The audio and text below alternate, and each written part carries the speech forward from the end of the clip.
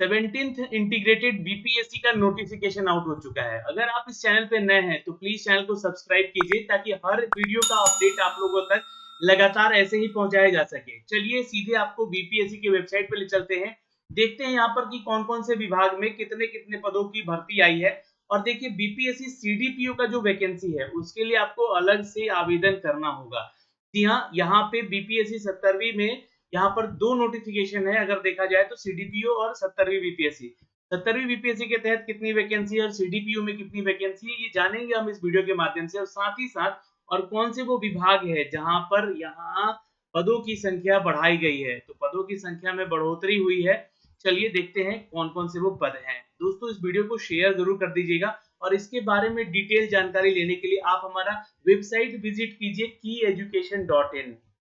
आप हमारे वेबसाइट पे आ जाएंगे kyeducation.in का ये ऑफिशियल वेबसाइट है, इसका लिंक हमने डिस्क्रिप्शन में दिया है।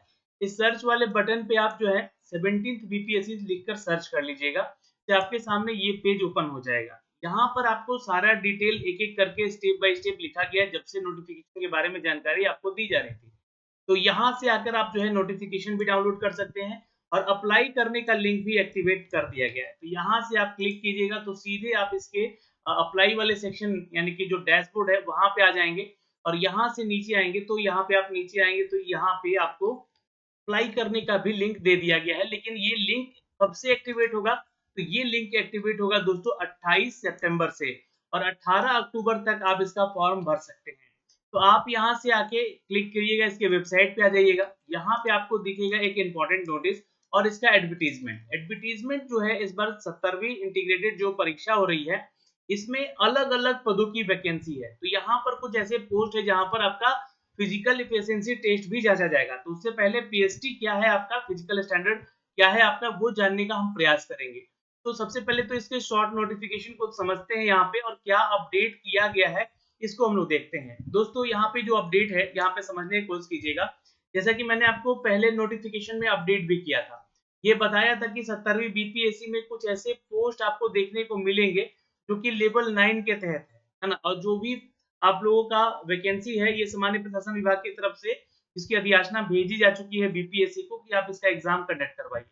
टोटल अगर देखा जाए तो 1957 पदों की रिक्ति आई है, इसका विवरण कुछ निम्नवत है। अब देखिएगा तो यहाँ पर लेवल 9, लेवल 9 और लेवल 9 और लेवल 9 के 4 तरह के पोस्ट हैं, जिसमें कि अनुमंडल पदाधिकारी वरीय जिसको हम लोग उप समाहर्ता कह रहे हैं, जो कि बिहार प्रशासनिक सेवा के लिए इनको सेलेक्ट किया गया है। दूसरा यहाँ पर देखिएगा तो पुलिस उपाधीक्षक का पोस्ट है जो कि 136 पोस्ट है। और राज्य कर सहायता आयुक्त में यहाँ पर भी विभाग में यहाँ पे देखिएगा तो 168 पोस्ट है। विभिन्न विभागों की अगर बात करेंगे तो यहाँ पे 174 पोस्ट है। अब देखिए यहाँ भी वो चीज लिख दिया गया है कि विभिन्न विभागों में रिक्तियां हैं 174। अब ये विभिन्न विभाग जो है अन्य भी हो सकते हैं, मतलब और भी इसमें विभागों की संख्या जुड़ सकती है। तो यहाँ पे आगे हम लोग बात करेंगे नोटिफिकेशन में चल के इसके बारे में। ग्रामीण विकास पदाधिकारी का लेवल 7 के तहत 393 पद है जो कि सबसे ज्यादा पोस्ट इसी विभाग में है और ये ग्रामीण विकास सेवा संवर्ग से निकल के आई है। राजस्व अधिकारी की बात करें जैसे कि आरओ लेवल का वैकेंसी है यहाँ पर और 287 पद है। आपूर्ति निरीक्षक या पोस्ट है यहाँ पे यानी कि जो इंस्पेक्टर का पोस्ट है दोस्तों यहाँ पे देखिएगा तो 233 पदों की वैकेंसी है, ये भी लेवल 7 के तहत। प्रखंड अनुसूचित जाति जनजाति कल्याण विभाग के पदाधिकारी के लिए वैकेंसी है 125 जो कि अपने आप में बड़ी वैकेंसी है। और फिर इसमें भी लेवल 7 में भी कहा गया है कि विभिन्न विभागों में आप लोगों का यहाँ पर और भी वैकेंसीज आ सकता है अभी, क्योंकि 213 कुल पोस्ट यहाँ पे मिलाकर होंगे। तो अधिसूचनाएं मिल चुकी हैं, उन विभागों का नाम आपको आगे दिखेगा। प्रखंड अल्पसंख्यक कल्याण विभाग की अगर बात करें तो अल्पसंख्यक कल्याण विभाग ने लेवल 6 के तहत 28 पदों को जोड़ा है यहाँ पे। तो कुल 1957 पदों के लिए ये एकत्रित 17वीं बीपीएससी का नोटिफिकेशन जारी हो चुका है, जिसके लिए आप छात्र 28 सितंबर से ऑनलाइन होकर आवेदन करेंगे। ऑनलाइन होने का जो है यहाँ पे लिंक मैंने अपडेट कर दिया है अपने वेबसाइट पे भी, आप वहां से जाके डायरेक्टली आवेदन भी कर सकते हैं या फिर विजिट करते रहिए बीपीएससी का ऑफिशियल वेबसाइट पे। और कोई भी जानकारी है तो एजुकेशन के एटसिक्स पे आपको अपडेट किया जाएगा। अब आते हैं दोस्तों इसके एडवर्टीजमेंट पे। यहाँ से इसका एडवर्टीजमेंट भी हम डाउनलोड कर चुके हैं और ये एडवर्टीजमेंट थोड़ा सा लंबा है तो टाइम देखिए लगेगा इस वीडियो को समझने में और एक एक करके स्टेप बाय स्टेप संपूर्ण जानकारी आपको यहाँ से देखने को मिलेगी। तो देखिए 17वीं बीपीएससी की अगर हम बात करें दोस्तों यहाँ पे तो ये आपका पदों का संख्या है और ये जो है बैकलॉग सीटों की संख्या है। तो 200 टोटल मिला के यहाँ पे सीट है कंप्लीट अनुमंडल पदाधिकारी का, जहां पर कैटेगरी वाइज यहाँ पे आप सीटों की संख्या चेक कर सकते हैं। अब यहाँ पे देखिएगा तो आरक्षण कोटिवार रिक्तियों की संख्या यहाँ पे दी गई है और इसके लिए जो एज लिमिटेशन है वो 22 साल का रखा गया है न्यूनतम, है ना, और मैक्सिमम 37 साल हर किसी पोस्ट के लिए आवेदन करना है। यहाँ पे महिलाओं के लिए आरक्षित रिक्तियों की संख्या भी दी गई है, तो ये महिलाओं की संख्याएं हैं टोटल जो कि उनको मिल पाई है, और टोटल अगर देखा जाए तो ये बैकलॉग से सीटों के साथ ही जोड़कर ये सब कुछ यहाँ पे दिया गया है ना, तो ये 200 और इसी में से 200 में से 67 ऐसे सीटें हैं जो कि रिजर्व है महिलाओं के लिए। ठीक है, अब पुलिस उपाधीक्षक के लिए लेवल 9 का सीट है, जहाँ पे 136 पदों की वैकेंसी है। कैटेगरी वाइज आप सीट चेक कर सकते हैं, यहाँ पे 43 सीट महिलाओं के लिए रिजर्व रखा गया है। ठीक है, और पिछड़ा वर्ग की महिलाओं के लिए यहाँ भी 6 सीट है, यहाँ भी 6 सीट रिजर्व है। स्वतंत्रता सेनानी के लिए यहाँ भी 4 सीट है, यहाँ भी 2 सीट है। कुल मिला के यहाँ पे देखिएगा तो एज लिमिटेशन में जो है अपडेट किया गया है कि आपका 20 साल आप कम से कम उम्र होना चाहिए इस विभाग के लिए आप आवेदन अगर करते हैं, और ये गृह विभाग से वैकेंसी अपडेट की गई है, डीएसपी का ये पोस्ट। जिला समाविष्ट यहाँ पे अगर देखा जाए तो ये बिहार गृह रक्षा वाहिनी सेवा की तरफ से विशेष शाखा की तरफ से यानी कि गृह विभाग की वैकेंसी है, जहाँ पे आप लोगों का टोटल नंबर ऑफ पोस्ट 12 है और महिलाओं के लिए 2 सीट रिजर्व है, 1 सीट यहाँ पे ओबीसी के लिए है, यानी ध्यान रखिएगा। और इनके लिए भी एज लिमिटेशन मिनिमम आपका एज जो है 20 साल रखा गया है, कम से कम 20 साल उनका उम्र होना चाहिए। काराधीक्षक यहाँ पे देखिएगा तो गृह विभाग के लिए वैकेंसी है दोस्तों 3 पद की, है ना, और 20 साल तक का जो है छात्र यहाँ पे आवेदन कर सकते हैं कम से कम। फिर लेवल 9 में राज्य कर सेवा आयुक्त की बात की गई है, जो कि वाणिज्यिक कर अधिकारियों का पोस्ट है। यहाँ पे 168 पोस्ट है, 55 सीट महिलाओं को रिजर्व है, 4 यहाँ पे डब्ल्यूबीसी महिला को रिजर्व है। 22 साल कम से कम उम्र होना चाहिए एज लिमिटेशन में। अवर निबंधन, यहाँ पे संयुक्त अवर निबंधक की बात की है, जो कि मद निषेध उत्पादन निबंधन विभाग से वैकेंसी है, ये भी लेवल 9 की वैकेंसी है। अब देखिए जो पद यहाँ पे आप लोगों को बोला गया था ना कि अन्य विभागों में, तो ये वही अन्य विभाग है जिनको कि यहाँ पे बारे में डिस्क्रिप्शन दिया गया है। तो टोटल 11 पोस्ट है और 3 महिलाओं के लिए रिजर्व है, और 22 कम से कम एज लिमिटेशन आपका होना चाहिए न्यूनतम, मैक्सिमम 37 साल है। अवर निरीक्षक पदाधिकारी के पद के लिए यहाँ पर 12 पोस्ट है, 22 साल न्यूनतम एज लिमिटेशन है, लेवल 9 का पोस्ट ये भी है। बिहार शिक्षा सेवा की तरफ से यानी शिक्षा विभाग ने भी अपनी वैकेंसीज अपडेट किया है, ये प्रशासन उप संवर्ग की तरफ से अपडेट किया गया है। तो 50 सीट रिजर्व है, यहाँ पे 50 सीट टोटल है, 10 महिलाओं के लिए रिजर्व है और 1 डब्ल्यूबीसी महिलाओं के लिए रिजर्व है।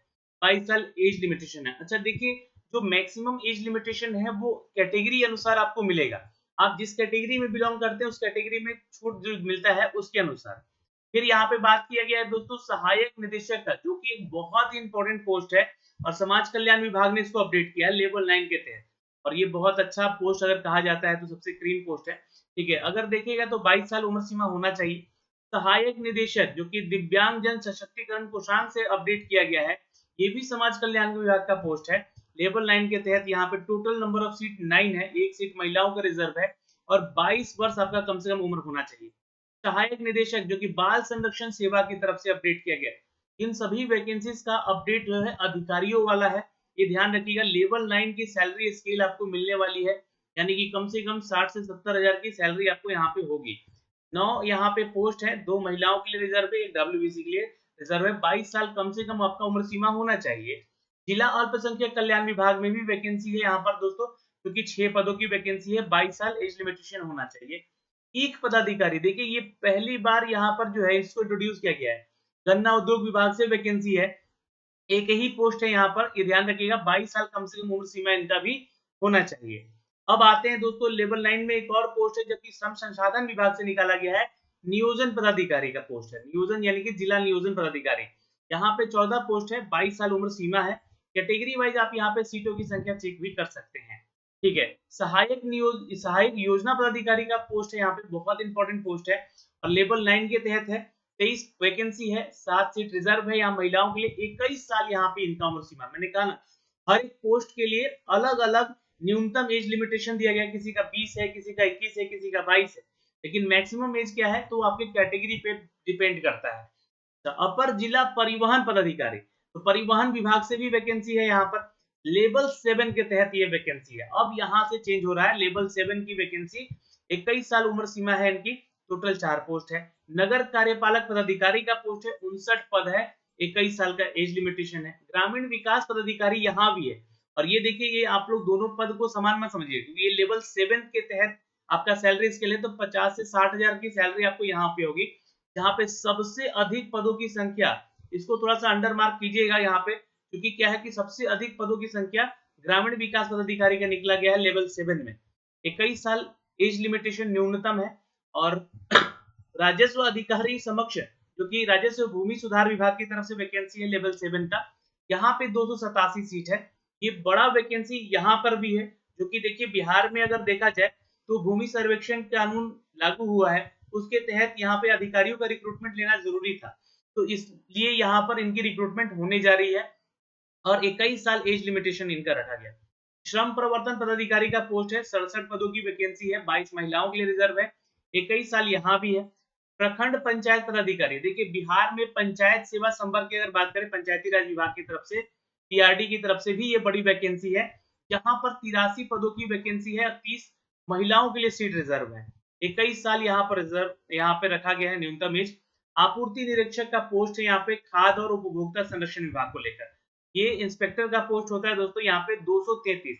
ये तीसरा बड़ा वैकेंसी का यहाँ पे अपडेट दिया गया है। 75 सीट महिलाओं को रिजर्व है। 21 साल यहाँ पर आपका उम्र सीमा है। यहाँ पे अगर जनजाति, अनुसूचित जाति जनजाति कल्याण विभाग की बात करेंगे, तो इस विभाग से भी 125 पदों की वैकेंसी है, 44 सीट महिलाओं को रिजर्व है। 21 साल यहाँ पर एज लिमिटेशन है। प्रखंड अल्पसंख्यक कल्याण पदाधिकारी का पोस्ट है 28, और ये कुल मिला के 1945 पद है यहाँ पे, जो कि अपडेट किए गए हैं।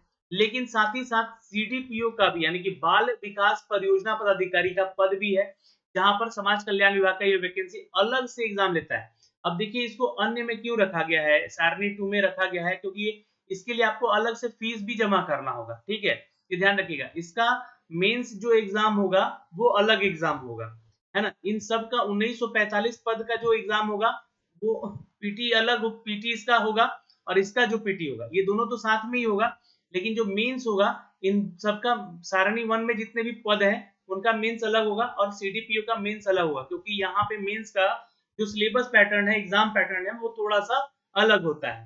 तो यहाँ पे कुल वैकेंसी देखिएगा तो 12 पोस्ट है, 4 महिलाओं के लिए सीट रिजर्व है। 21 साल यहाँ भी एज लिमिटेशन रखा गया। तो ये मैंने आपको पदों के बारे में जानकारी यहाँ से दे दी है, और अभी भी यहाँ पे जो चीजें लिखी गई है इस चीज को पढ़िएगा।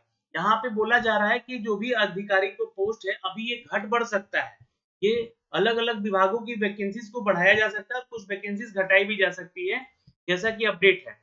अब यहाँ पे एक चीज और मेंशन कर दिया गया है कि जो फलाफल प्रभावित होगा, ये जो आपका सुप्रीम कोर्ट में भी केस चल रहा है 50% आरक्षण को लेकर और 65% आरक्षण को लेकर कि इनके अनुसार रिक्तियां निकाली जाए, ये उसी के अनुसार होगा। जो भी अपडेट आएगा, सुप्रीम कोर्ट का आदेश आएगा, उसके अनुसार इसको फलाफल किया जाएगा।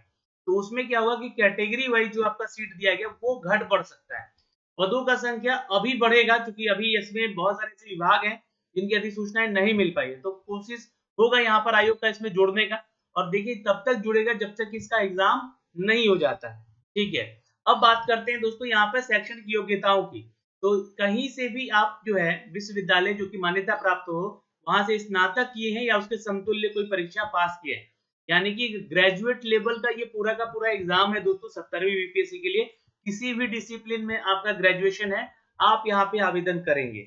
बाल विकास परियोजना पदाधिकारी जो कि सीडीपीओ का पोस्ट है, ये इसके लिए जो है आपका जो है डिग्री यानी कि स्नातक, ये समझिएगा।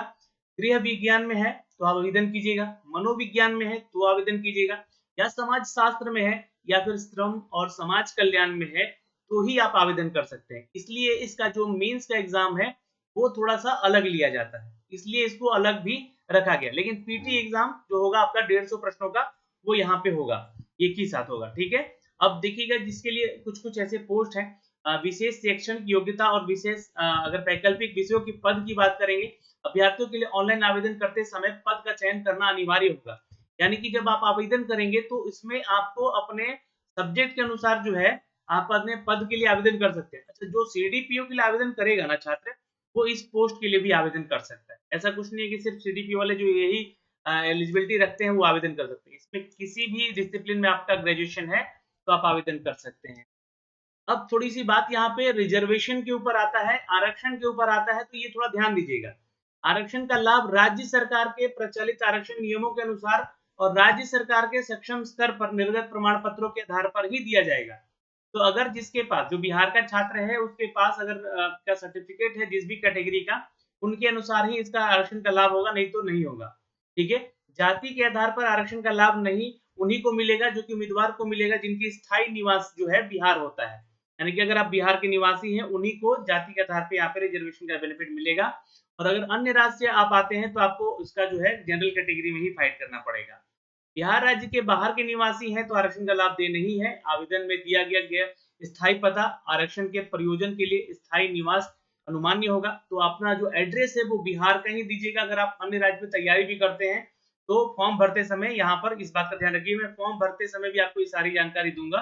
ठीक है, अब यहाँ पे देखिए कौन कौन से डॉक्यूमेंट्स की जरूरत पड़ती है। अगर आप SC ST कैटेगरी से आते हैं तो उसका जाति प्रमाण पत्र लगेगा और स्थायी जो कि बिहार का निवास प्रमाण पत्र लगेगा, डोमिसाइल सर्टिफिकेट। ओबीसी से या ईबीसी से आते हैं और उम्मीदवारों को क्रीमी लेयर रहित प्रमाण पत्र जमा करना अनिवार्य होगा अगर आप कैटेगरी में हैं तो।